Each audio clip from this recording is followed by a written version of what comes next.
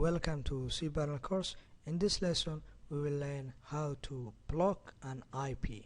Okay, Cpanel, it has a feature called IP blocker in the security section. Okay, you can use it to block any IP that you want, and that IP will not be able to visit your website. Example, let's say a single IP address. Okay, that is 10.0.0.1. Actually, this is not online IP address. Okay, then click on add. I have successfully added the email and it will not be able to access my website.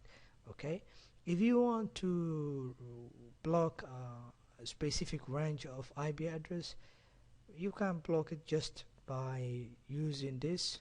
Okay, let's say this one. Okay, 192.168.0.1 to the range of 192.168.0.40. okay, those 40 IP addresses will not be able to access my website.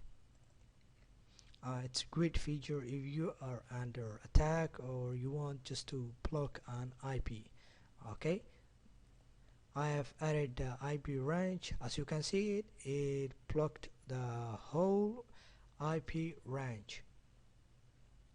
Thank you. This is our lesson today. Please ask me any question if you have one. See you on the next lesson.